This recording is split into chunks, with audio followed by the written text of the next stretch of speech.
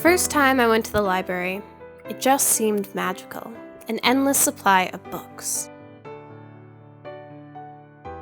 After shopping at Ryan's Market, my mother and I would pick out our weekly supply of books and then stop at Earnshaw Drug for coffee and ice cream. I've been coming to this library for over 50 years. I read the newspaper and always make sure that I have a good book under my arm when I leave. For us, the library is our connection to this community. The books are just a part of it. The events and social opportunities have been just as important. I love this library. I look forward to taking my kids here someday.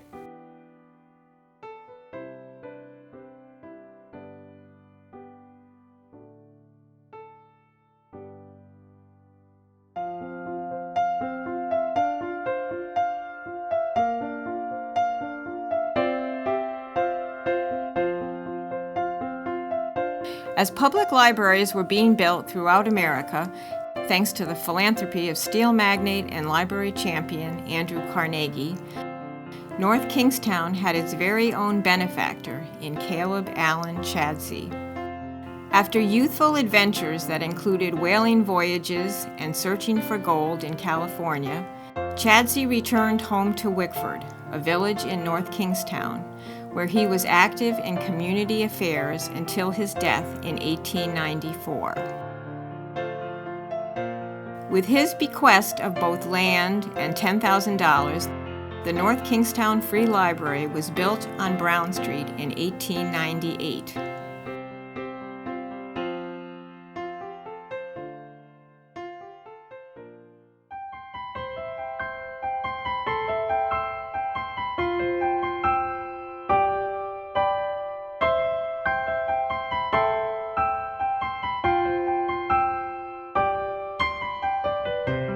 The original 2,000 books that graced the library shelves came from a lending collection that had operated at St. Paul's Episcopal Church, Guildhall.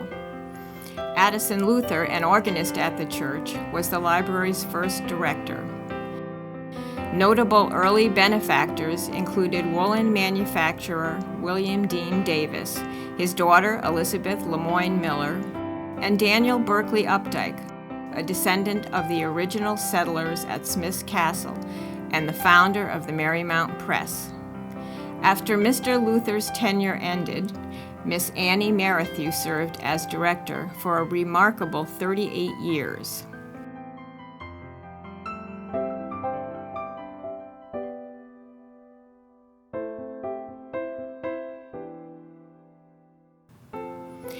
Big changes came about in 1955 when the League of Women Voters was successful in getting the annual town appropriation for the library increased from $3,000 to $8,000. New library director Gladys Hellowell, formerly a librarian at Quonset Naval Base, immediately set about updating library services and seeing to building repairs. Early in her tenure, the Friends of the North Kingstown Free Library, a volunteer group whose mission is to support and promote the library, held its first official meeting. Shortly afterwards, the Rhode Island Historical Room was opened. This treasure trove of local historical information continues to grow, and today, 60 years later, is an important resource for researchers and lovers of history. In 1962, the library was expanded to meet the increased demand for services by a population that was rapidly growing due to the military presence at Quonset Point.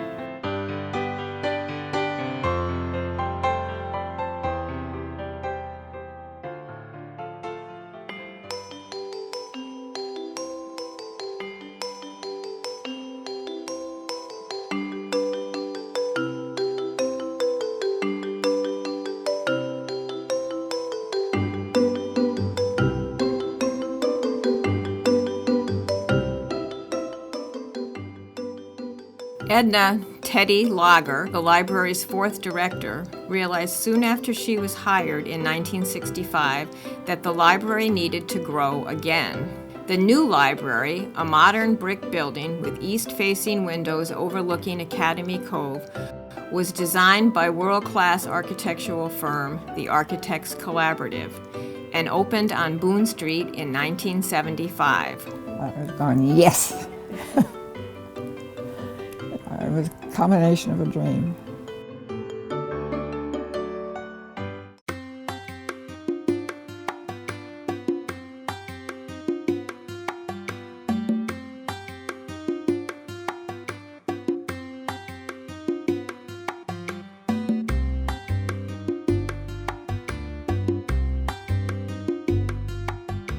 Regina Leeper, as the head of technical services, one of many titles she held over the years, kept the daily business of the library running smoothly during this period of immense growth. We worked together very, very well. And I loved her. She was great. As the fifth director, Debbie Brennan, hired in 1974, strove to make the library the cultural center of the community. She instituted the Among Friends newsletter, which continues to this day to promote all of the library's programs and services. What I'll say that I consider my biggest accomplishment being able to look at an Among Friends. This is the June issue. I get it mailed to me in Annapolis, in which all the wonderful kind of things that I wanted the library to have to offer people in the way of public programming and all of it is still going on, and it's 2015. It's very, very exciting. And in looking at the programs, I mean, it has a history of Wickford with Tim Cranston telling his story, music, which I absolutely was sold on. In fact, when I left the library, I was still on the North Kingstown Arts Council, and that's when we started those Sunday musicals at the library, which is still going on, I understand.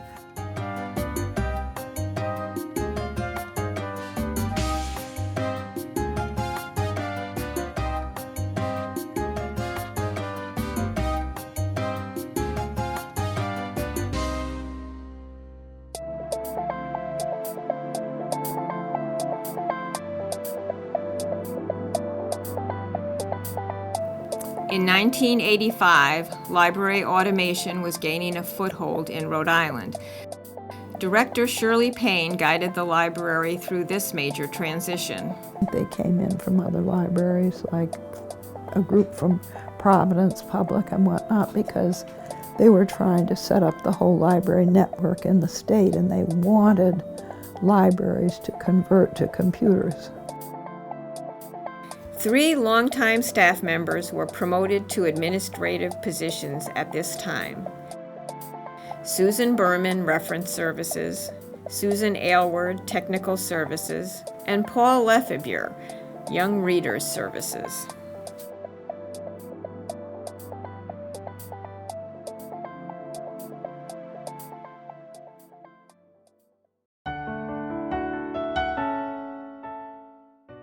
Donna Dufault was at the helm for yet another big transition as the library underwent a major renovation and expansion necessary to accommodate the changing technology of libraries. There's maybe 3 different things to think about. One was the actual hiring and getting it started. The second thing was getting the money for it. And the third thing was the public relations issue, both with the people in town and town hall, because we are a town department, and getting permission, getting fundraising okayed. We did start our own 501c3 so that money could be separate from the town.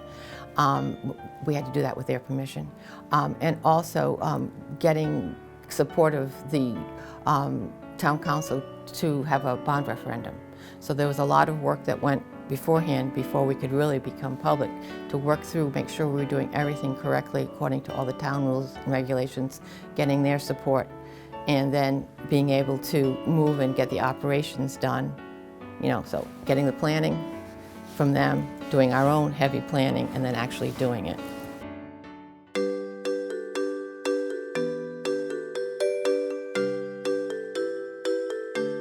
Susan Aylward served as director for the last 9 years of her 35-year career at the library. She kept outstanding library service a top priority while finding innovative ways to adhere to a tight budget. The budget was my favorite part of the director's position, which is amazing to me because I was an English major and math was not my field and finance was not my field, and I wasn't terribly good at math when I was in school, but I loved the budget. I just loved working those figures and trying to make the money work. And the money, it was very, very difficult because I was director during one of the economic downturns, and we had some serious budget cuts, and we had to continually look for ways to do more with less, as the town kept telling us. And I kept cycling those numbers as best I could. Susan Moreland served as deputy director under Aylward and continues in the position. The current library director, Cindy DeRocher, appointed in 2011, is leading the library into the future. We don't necessarily know what the library of the future is going to be, what services, what technologies are going to be there. But I do feel that libraries will always be here. They provide a valuable service to the people of the town and the state of Rhode Island, and libraries will always be a part of our lives.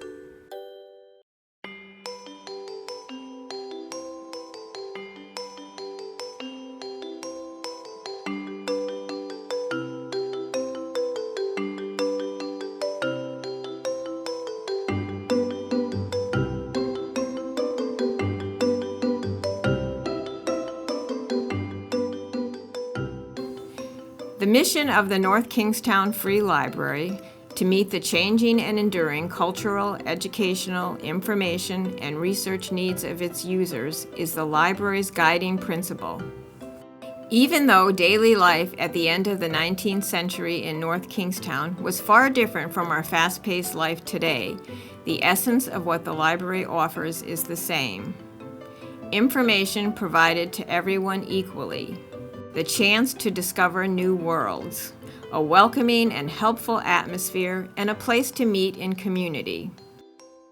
As we move through the 21st century, technology will continue to change our lives and how we access information. Yet our need for all that the library offers will endure. Our need for community will endure.